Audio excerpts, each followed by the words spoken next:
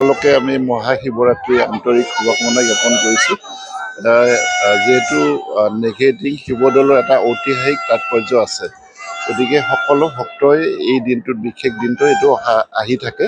আগতো আহিছিলে, আমাক কোৱা মতে অইন বছৰৰ তুলনাত এইবাৰ ভক্তৰ সংখ্যা যথেষ্ট বাঢ়িছে।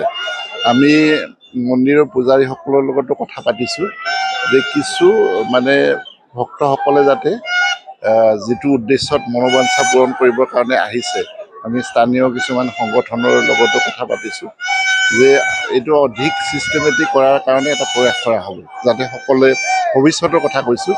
এইবাৰ আমাৰো তেনেকুৱা জ্ঞাত নহয় কেনেকৈ চলে, গতিকে যাতে সকলোৱে আহি ভালকৈ ছিষ্টেমেটিকেলি সকলোৱে যাতে বাবাৰ দৰ্শন কৰিব পাৰে, তাৰ কাৰণে আমি নিশ্চয় অধিক শৃংখলাবদ্ধভাৱে কৰাৰ কাৰণে আমি হয় এইবাৰ এদিনীয়া সেইটো এটা কৈছে যে আগতে প্ৰায় দুদিনীয়া থাকে, গতিকে দুদিনীয়া ভক্তসকল দুদিন হয় দুভাগ হৈ যায়, কিন্তু আজি এইবাৰ হোৱাৰ কাৰণে যথেষ্ট সংখ্যা বাঢ়িছে। কিন্তু মই আপোনালোকৰ জৰিয়তে, আপুনি যিহেতু স্থানীয় দেৰগাঁও ডায়েৰীৰেই প্ৰতিনিধিত্ব কৰে, মই সকলোকে ৰাইজক অনুৰোধ জনাম তেখেতসকলে যাতে ছিষ্টেমেটিকেলি আহে, শৃংখলাবদ্ধভাৱে আহি দৰ্শন কৰে আৰু অন্যকো যাতে সুবিধা কৰি দিয়ে আৰু ইয়াত যাতে ৰৈ নাথাকে। আমাৰ পুলিচৰ ফালৰ পৰাও এই গোটেই যাতে ক্ৰাউড মেনেজমেণ্টৰ কাৰণে ব্যৱস্থা গ্ৰহণ কৰিছে। আমাৰ লগত additional SP headquarter Bibhas Das ডাঙৰীয়া আছে, তেখেতৰ পৰা জানিব পাৰিব কেনেকৈ প্লেনটো কৰিছে।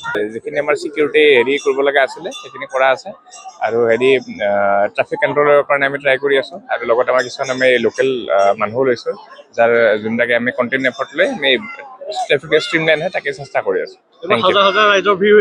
হয়, আৰু ইয়াতে যেন কোনো একো ইছ্যু নহওক, লণ্ডৰ ইছ্যু নহওক, কোনো স্নেচিং নহওক, তাৰ কাৰণে আমি যথেষ্ট চাই আছোঁ।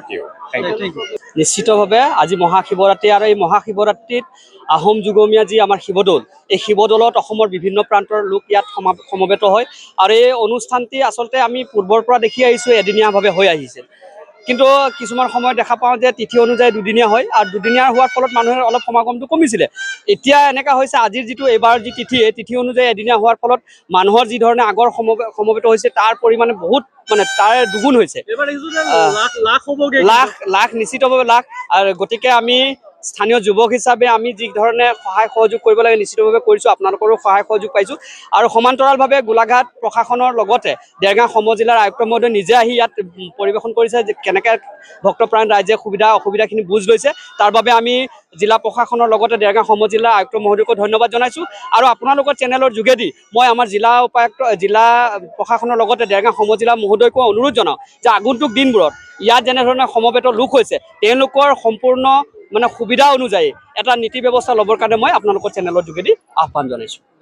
হয়, মই আজি মহাশিৱৰাত্ৰিৰ দিনা সকলো দেৰগাঁওবাসী ৰাইজক, ভক্তপ্ৰাণ ৰাইজক মই মোৰ আন্তৰিক ভক্তিভৰা শুভেচ্ছা জনাইছোঁ, আৰু সকলোৰে মংগল কামনা কৰিছোঁ। আগৰ বছৰ তুলনাত এইবাৰ বহুত বেছি ভিৰ, এইবাৰ বহুত বেছি ভক্তপ্ৰাণ ৰাইজ ইয়ালৈ আহিছে, আৰু সকলোৰে যাতে নিজৰ মনৰ কামনা পূৰ্ণ হয় তাৰে বাবে মই সকলো ঈশ্বৰৰ ওচৰত কামনা কৰিছোঁ।